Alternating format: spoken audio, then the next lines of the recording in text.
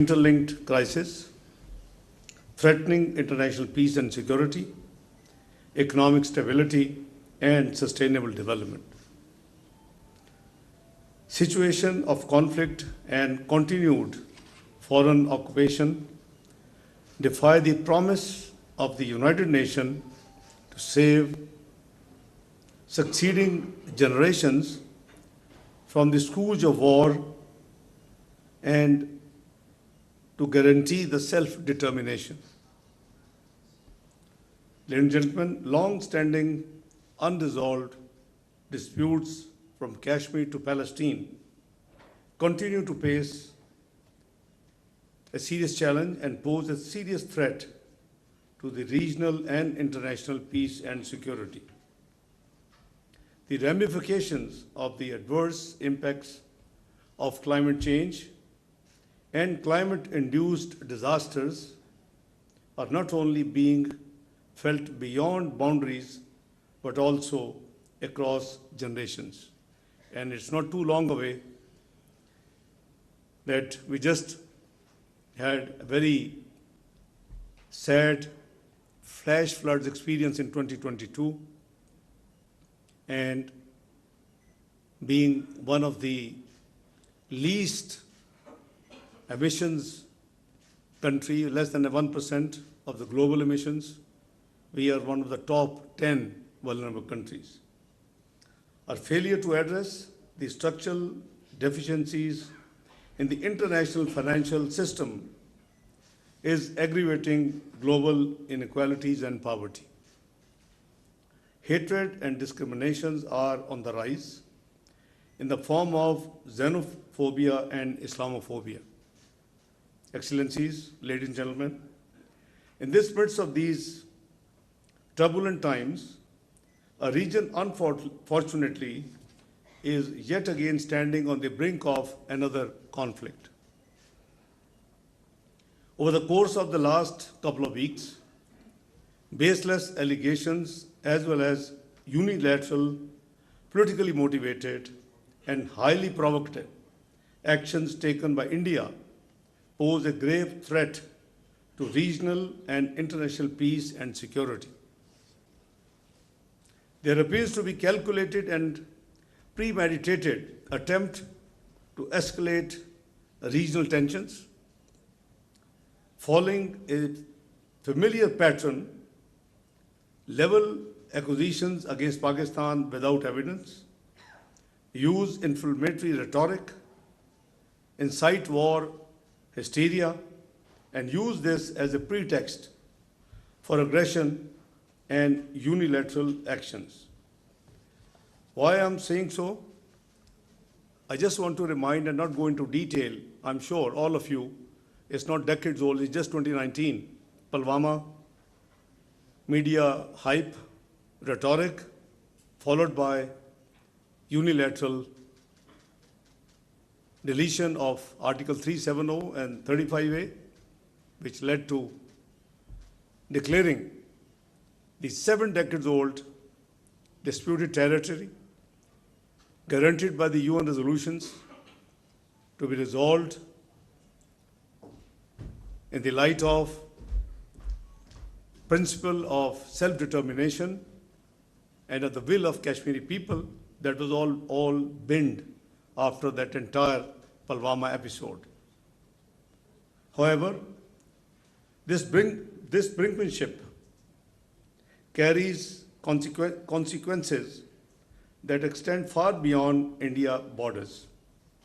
We believe that what has happened is to divert attention, I'm talking of Pahalgam, from India's internal challenges, state-sponsored terrorism, the ongoing human rights violations in the Indian illegally occupied Kashmir, and to gain narrow domestic political objectives. Don't forget there are some by-elections coming through next few months in India. However, we are obviously absolutely alert. Regional and international peace and security cannot be sacrificed at the altar of narrow electoral gains. This is a dangerous political game and gamble, putting at stake the lives of millions in the region. Being a responsible member of the international community, Pakistan remains committed to regional peace and stability. We will support all efforts towards de-escalation. I have had interaction in the last few days with more than a couple of dozens Prime Minister, Deputy Prime Ministers, foreign ministers of other countries.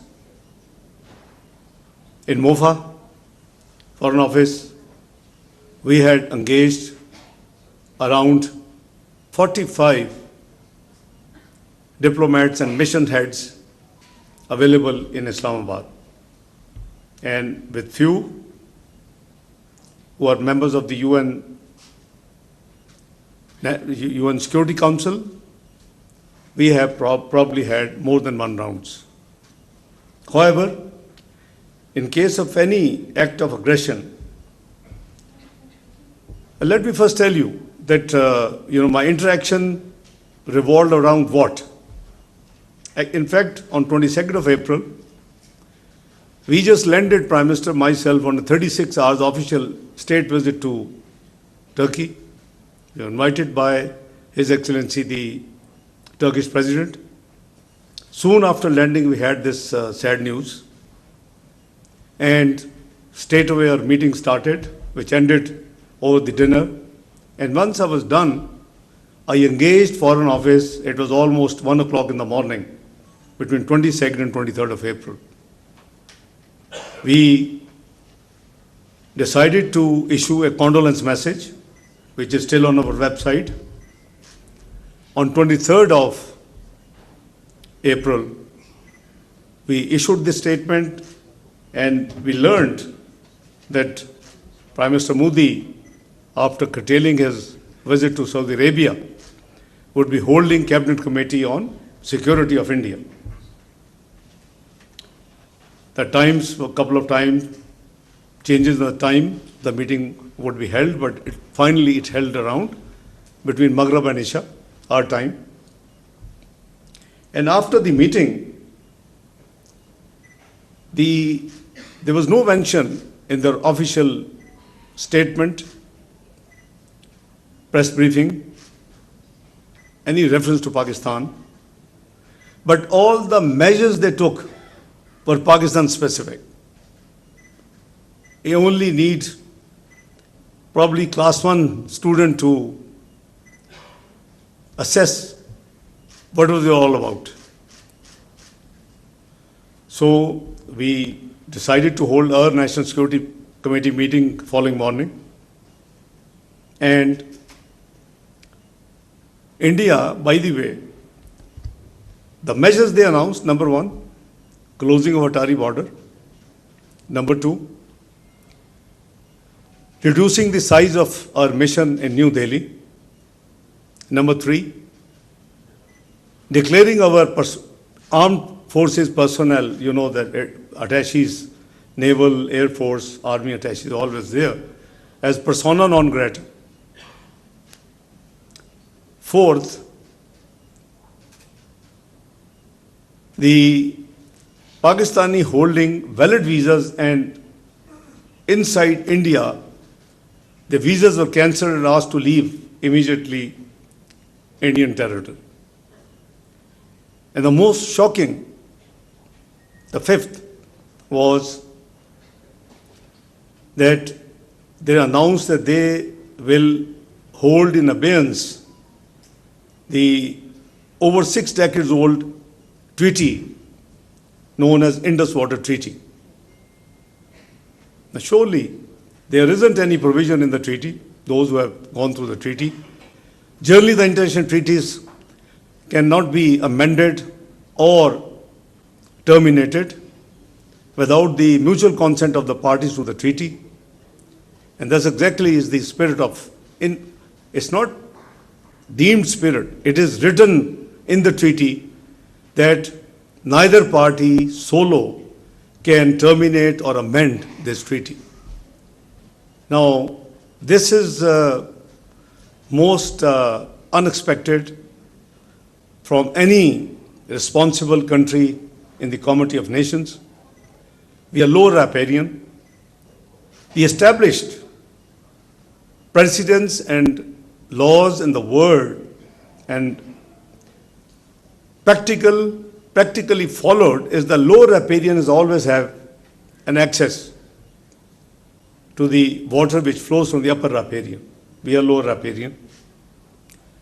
Without going into debate in 1961 what happened, because there are certain critics, and perhaps rightly so. But all those actors who actually signed the treaty and were party to the treaty finalization are no longer in this world, so God, bless their souls. But there was a huge criticism that giving away the right to 3 rivers of Pakistan wasn't a very good deal. The water distribution treaties are generally evolve around how and what distribution would take place. But Pakistan actually agreed to virtually drying up 3 of its rivers and through that treaty. And now, they say that we are going to, by the way, I have tried to search, maybe you are great scholars, some may know, legos. I can't find the word abeyance in international treaties, dictionary. The suspension word is there, but abeyance, I haven't seen that. So it was just shock. So, as I said, that very next morning, we held our National Security Committee meeting, and we decided to still exercise patience. So we threw back the same measures on Indians what they have done to us. We closed Wagah border. We downgraded their mission here as a reciprocity. We declared that armed forces personnel persona non grata. We cancelled the Indians who were given visas and were in Pakistan and also asked them to leave. And we declared in no ambiguous terms that the holding in abeyance is non-starter, because we said it will tantamount to an act of war. We will not allow to divert or stop the flow of water, which is Pakistan's due share under the Indus Water Treaty. And in the National Security Committee meeting, we have made it amply clear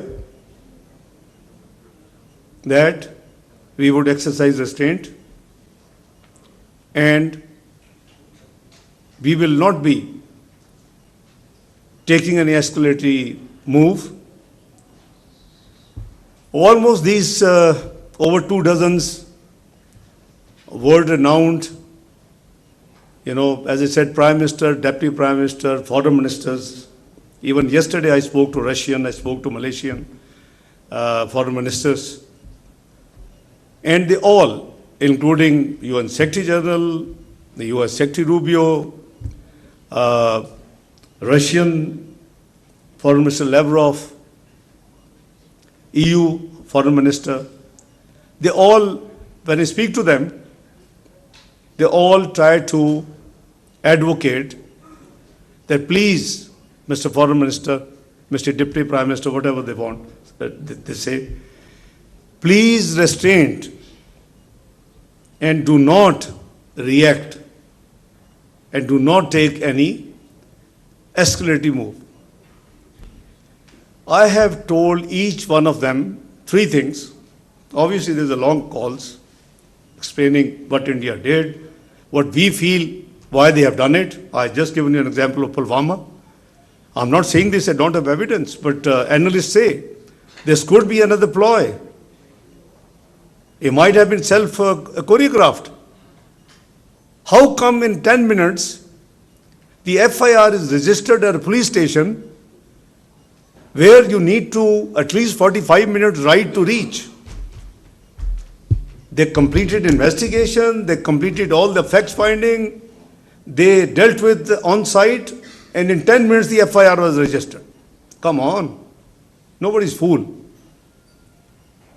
And then what they conveyed, because obviously all these international dignitaries are talking both sides. Few of them, great friends, I have very good relationship, working relationship with them, suggesting me, can you try and help the perpetrators to be caught? I say, hang on, do you know the distance? Where it happened and where is the line of control? They don't know. 230 kilometers. I mean, you can write in 10 minutes FIR, but you can't hold the perpetrators who did all this business and heinous act there. Listen, one thing should be very clear. Pakistan has always and will condemn terrorism in all its forms and manifestations. This is our country policy. This is not now. When we fought against terrorism 2013-17, I was finance minister of Pakistan. I know how many hundreds of billions we had to finance. Even this was the policy decided, declared at that time. And we also declared we will not allow our soil to be used for any terrorist activity against any other country. The state is not involved at all in this sad incident. But, so I keep telling these guys, my colleagues, diplomatic colleagues, that listen, it is as per analysts, some analysts, that they say this could be a ploy. And why? Because India has been now communicating with us officially that this treaty needs to be, a lot of ground realities have changed.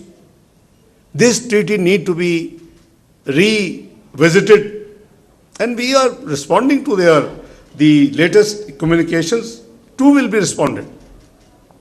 But who can forego a drop of water because the future projections of water is said to be creating maybe wars in future? We can't give up a drop of water, which is our right. We honor, as I said, regardless of the certain criticism which was then, took place and which still people, but we are honoring the treaty in letter and spirit, and we had made it abundantly clear. So, some analysts, with hindsight of Pulwama, they translated this recent, year plus negotiations, communication rather, between the two on this subject, that this could be the aim, and they have demonstrated the aim by declaring that we are putting in abeyance. However, as I said, I have told all these friends three things. I said, listen, let me make your life easy. You are asking and appealing both the countries to exercise restraint. You're talking to me, you're talking to the next door neighbor. Let me make your life easy and resolve 50%. I said, we will demonstrate full patience. We will exercise restraint. On behalf of Pakistan, I give him a word, we will not be the first one to do any escalatory move or action. I think we can't do anything beyond. So when I say this thing, it automatically, changes the situation. They understand, and I said, you have to work on the other side, don't worry about us. I've given you a word. This is all minuted in the history and record of the Ministry of Foreign Affairs, and this is a policy decided in the National Security Committee, chaired by the Prime Minister of the country, Muhammad Shahbaz Sharif, attended by the Armed Forces, chiefs, the Chairman Joint Chief, the Army Chief, the Air Chief, the Vice Admiral of the Navy. So they were all there. So it's a unanimous decision to exercise restraint, and we will not be the first one to make any escalating move. But in case any act of aggression by India, I am making it very clear, including last night to Russian Foreign Minister, that in case of any act of aggression by India, there should be no doubt in anyone's mind that Pakistan will do nothing. Pakistan, let me tell you, Pakistan will resolutely defend its sovereignty and territorial integrity in exercise of the inherent right of self-defense as enshrined in the Article 51 of the UN Charter. So, I have given loud and clear message to the almost major countries of the world that where do we stand and what they can expect from us in case of. Let me also tell you something, that Alhamdulillah, we are absolutely alert. We are absolutely in a position. Our armed forces are, ready. And there has been an attempt. Between the night 29th and 30th of April, we had credible news of some misplay or adventurism by Indian Air Force. Alhamdulillah, we made them to run back and turn back to India. Our Air Force moved swiftly, timely, and made them to run back and turn back to India. According to our information, they landed in hurry at Sri Lanka, at Srinagar. Pakistan also remains concerned at the insightful and Islamophobic narrative being directed against the Kashmiris as well as the Indian Muslims in the backdrop of the current situation. This must end forthwith. Excellencies, ladies and gentlemen, in this backdrop, India's illegal and unilateral decision to hold the Indus Water Treaty in abeyance should be a matter of serious concern to the world community. The treaty provides no basis for such unilateral actions, as he explained. India's actions undermines a fundamental pillar of regional stability with profound implications for the peaceful management of vital shared resources between the neighbors. The National Security Committee of Pakistan, as I said, has made it abundantly clear on 24th of April 2025 that any attempt to stop or divert the flow of water belonging to Pakistan as per the Indus Water Treaty will be considered an act of war. Excellencies, ladies and gentlemen, the international community must take serious note of these developments at a time when the region requires cooperation and restraint. Any tolerance for adventurism would only embolden further instability in this part of the globe.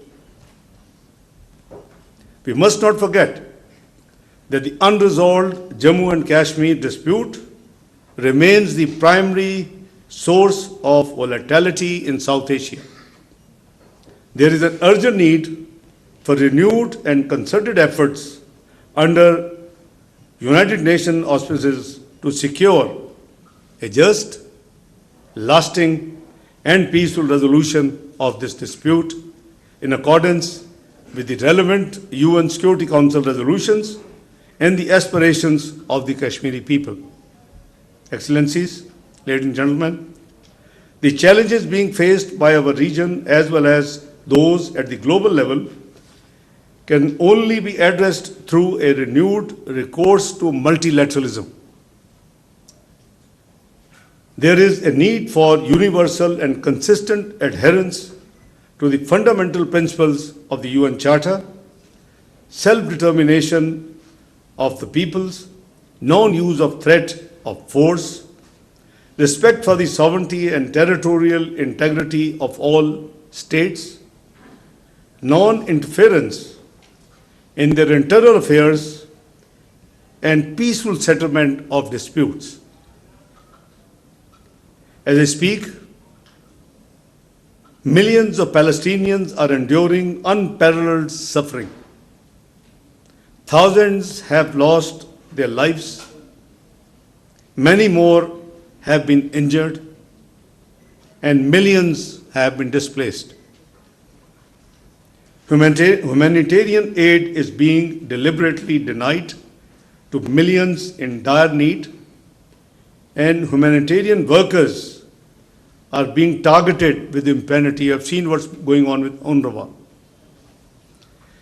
You must speak and speak with one voice to demand an immediate and permanent ceasefire in Gaza and ensure free flow of humanitarian assistance and lifting of all barriers. We ourselves have been experiencing this problem.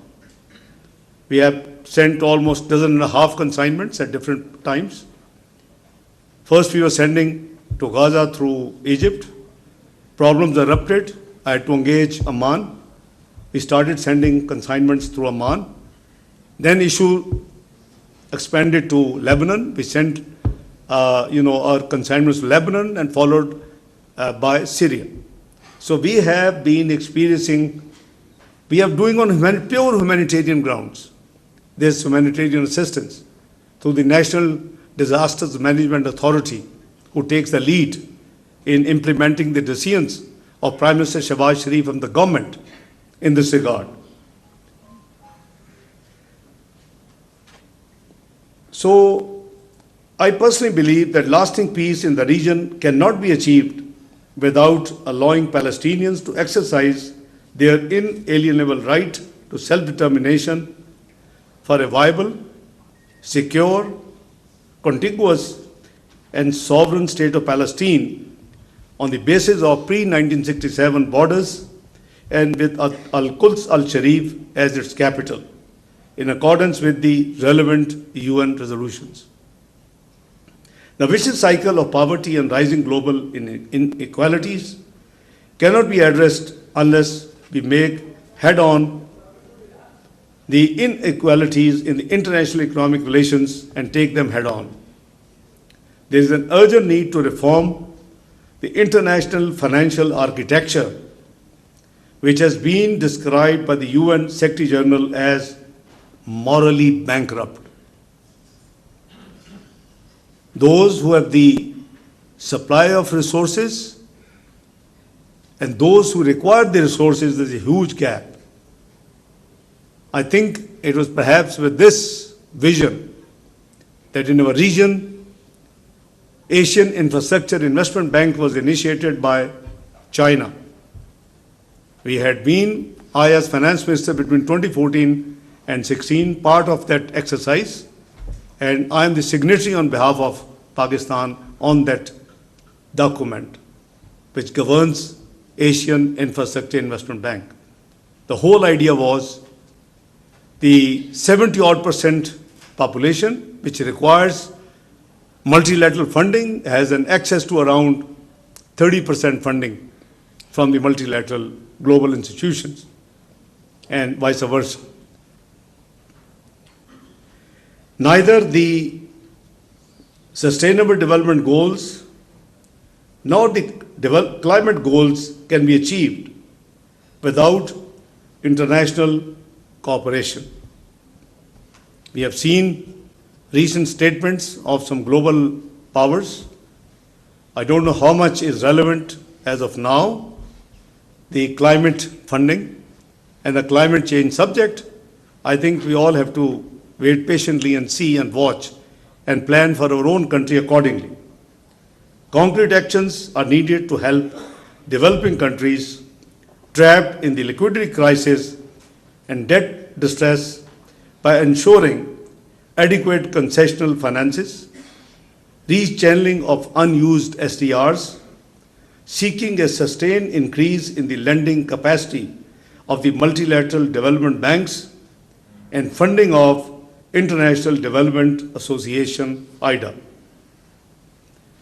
Excellencies, ladies and gentlemen, access to advanced technologies, especially digital technologies, must be available on the basis of equity and non-discrimination. Being one of the topmost climate vulnerable countries, Pakistan recognizes the critical need for the international cooperation to address the common challenges posed by climate change. We need enhanced global climate actions and international cooperation to mitigate the navigate impacts of climate change based on the established principles of equity and common but differentiated responsibilities and respective capabilities, commonly known as CBDR-RC.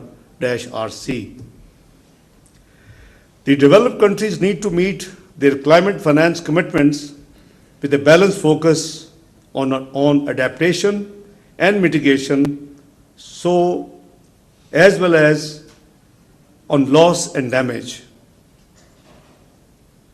I have my doubts the outcome with the global changes in the last year plus of the outcome and the decisions and the delivery with all the latest. I'm sure all of you would be pondering and would be assessing and would be, estimating what's going to happen. Excellencies, ladies and gentlemen, Pakistan is alhamdulillah endowed with rich natural and human resources and an enormous economic potential. It is located at the crossroads of South Asia, Central Asia, and the Middle East. This I say as a faith. As a Pakistani, I have a faith that this country has the resilience and the potential to come back and be part of the big 20s. It is not too long away and long ago. It's only 2017. Eight years have passed. Where Pakistan stood at beginning of 2013. Macroeconomic unstable country, Google and find out. Projected to default 6 to 7 months, Google and find out. And country was predicted to default within 6 to 7 months. This is before general elections. Nobody knew who will win the elections. And what was the timeline? Shamshad is sitting here. What was the timeline? At that time projected that Pakistan would need to get out of the quagmire we were already landed in was 12 to 15 years. That's why I have faith in our nation, in our country, in our society. It took only 3 years. You had all macroeconomic indicators in place, lowest inflation in decades, CPI 3.59, GDP 6.3%, highest foreign exchange reserves close to $25 billion, which still has not been broken. 24th global economy. And it's not me, it's PricewaterhouseCoopers, Google, find out. PricewaterhouseCoopers projected Pakistan is going to be part of G20 not later than 2030. What happened? I call it, and then the country had rolled out, which couldn't be done in the last couple of decades, rolled out, all these iPhones and smartphones and technology you're using today, thanks to 2014, the bold step of the Prime Minister Nawaz Sharif government, which rolled out the auction of 3G and 4G spectrum. That's led to the latest digital position which we are enjoying today. So unfortunately, I don't want to be criticizing anybody. I don't want it to be political. But I genuinely believe as Pakistani, two pandemics, one natural and one human, landed this country as 47th economy by 2022. Brought us on the brink of default again, which we struggled during 22-23 to save this country. You named the international agencies and they were giving us dates. Even June 2023 a date was given. I know why. Alhamdulillah, we survived. New election took place. Just been the damn debate of 45-47. Let's look forward. Country has come out of the default mantra for all time to come, inshallah. It has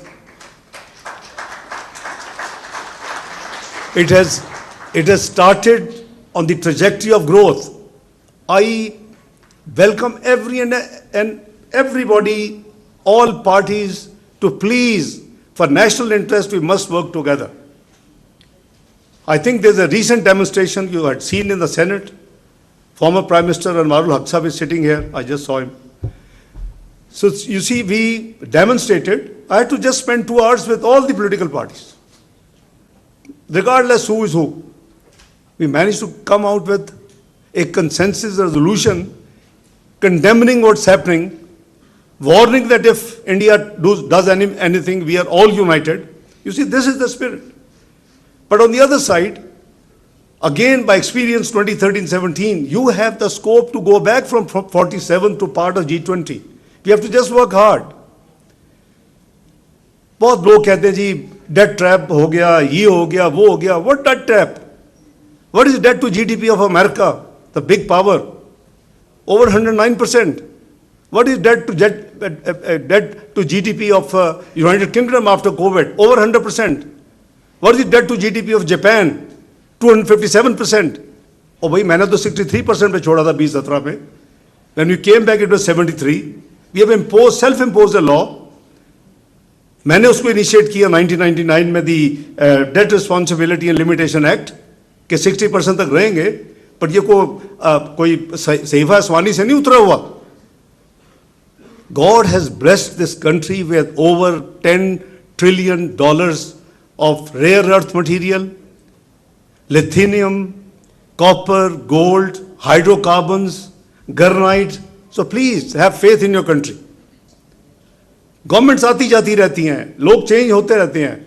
We should work together as a nation to take the country back from 47th to part of G20. We were 24th. If in next 4 years we would have passed another 2, 3, 22nd, 21st, I was complimented publicly. लेकिन we गिर के 47th पे चले गए. बहरहाल, it's never too late. So we should remain determined to capitalize on these inherent advantages what I have explained to you for the prosperity and betterment of our people and this nation and for the entire region. We have prioritized geoeconomics as one of the cardinal pillars of our engagement with our international partners. After I got my job description changed this time, having served in the Ministry of Finance for 4 times in the last 35 years, I decided, वो मुझ में वो जो finance का कीड़ा है वो तो है, तो I announced on the day one when I spoke to the senior officers of the MOFA that from today, side by side with the conventional diplomacy, there will be a proactive economic diplomacy. And we are, alhamdulillah, following that very much principle in the last 1 year plus. We are determined to enhance regional connectivity and increase bilateral and multilateral development partnerships for socio-economic uplift. To achieve these goals, we are desirous of peace in the region and beyond. At a time when we are headed on the path of economic stability, we do not want any distractions from our people-centric development agenda and efforts. I just had a note before I came on my way. Somebody said, can I share something outcome of the entire efforts vis-a-vis the global multilateral institutions? So I'm happy it's not part of a written speech. I've been perhaps half the time speaking extempore. First of all, we got OIC Secretariat and the Secretary General to issue a statement, which is public. You can Google and find it out. The senior officials meeting of the OIC took place, and 48 hours ago, they have also passed a resolution, which in normal course will be obviously endorsed and approved in June in the meeting of the Council of Foreign Ministers of Organization of Islamic Cooperation, OIC, in Istanbul. But we may, if necessary, requisition an extraordinary general meeting of the OIC, Council of Foreign Ministers, but this the government will decide. Third, there was a press statement, which is a standard practice when an incident took place in any part of the world. In the UN Security Council, as you know, you are, alhamdulillah, from 1st of January, Pakistan is, the non-permanent member for 2 years of the UN Security Council. In 2012, Pakistan won with 1 vote. Now, we were elected 182 versus 5. Alhamdulillah. You see, this is Pakistan now. वो कुछ लोग को 1.5 साल पहले कहते थे 2 साल Pakistan diplomatically isolate हो गया है. मुझे तो ना दिन का पता होता है ना रात का कि किसकी मैं कॉल लूँ और किससे मैं एंगेज करूँ किसको ना करूँ. It's such a long list of mutual interactions with the global community, diplomatic community. Fourth, in addition, in accordance with that tradition, in UN Security Council, US moved a resolution, and the resolution was obviously condemning the terrorist attack in Pahalgam. I think working as the nation's nominee and in the instructions, under the instructions of Prime Minister Shehbaz Sharif and the government and the National Security Committee, I wasn't very happy on 2 things in that resolution, draft resolution. One, the word Pahalgam was there, but it didn't say where.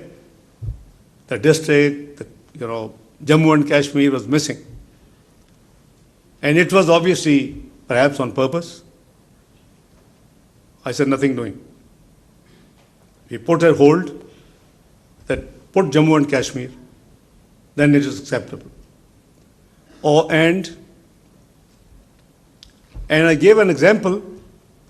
I said, let's say if something happens in London and a similar resolution comes London, will it be London of UK? Will it be London of USA?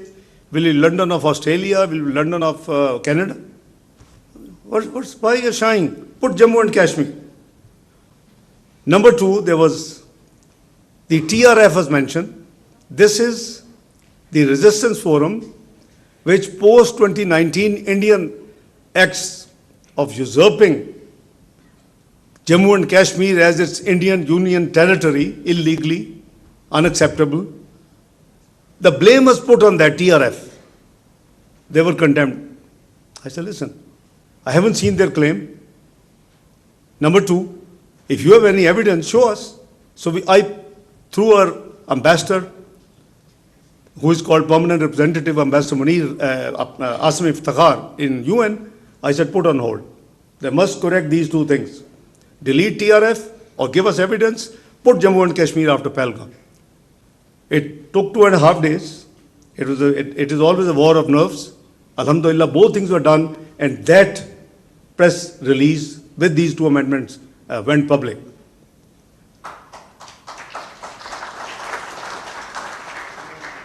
Lastly, Sunday was, for me, there's no Sunday or weekend. I was busy talking to Malaysia, talking to Foreign Minister Lavrov of Russia, etc., and dealing with many things related to it. With the approval of Prime Minister and in consultation with the Army Chief, General Asim Munir, I have directed last night our permanent representative in UN to summon and request for a meeting of the UN Security Council. Let's share with them what I have talked to you here. Let's share with them with the facts and figures and the detail and the evidence we have shown other day when ISPR, Lieutenant General Sharif Saab with me, and our spokesperson Shafqat Ali Khan was with me. I'm sure you would have seen it. It was elaborate. So we have triggered it last night. And fourth, and the last, OIC, there is an OIC contact group permanent observer status in UN. We managed to have the meeting, and there is a resolution which is going to be out any day during our working hours, inshallah, and maybe 7, 8 in the evening. So that has also been done. So we are, as your representatives and the government, are doing whatever best we can to deal with this situation. Visibly, India has gone defensive. It's not me who got sponsored in New York Times, in Bloomberg, in Economist, in Financial Times. No, they understood our viewpoint. What we are saying makes sense. Please give us the evidence. Pakistan has categorically made an offer by Prime Minister Shahbaz Sharif in his address to the Kakul Passing Out Academy on Saturday, within days of this incident, that we are ready for any independent, transparent, international probe and investigation because our hands are clean. So if you want to get it done, most welcome. Let's call spade a spade and let's find out who are the ones who are involved in all this and what is the outcome. So अल्लाह का शुक्र है कि पाकिस्तान ने अब तक जो अपनी efforts की हैं, which are a duty, has exposed Indians malafide, and now they are on the back foot. But, it takes two to tango. I've been telling all these dignitaries whom I'm talking to in the last few days that I can assure you only from my side that we will demonstrate patience, we will exercise restraint, and we will not be the first one to attack. But if anybody makes any mistake and enters into adventurism, then God knows where those situations will be leading to. So hopefully, I hope sense prevails, and they should do introspection. I'm not sure, I'm not blaming, but I've seen one senior, probably 3 stars, has been sent home.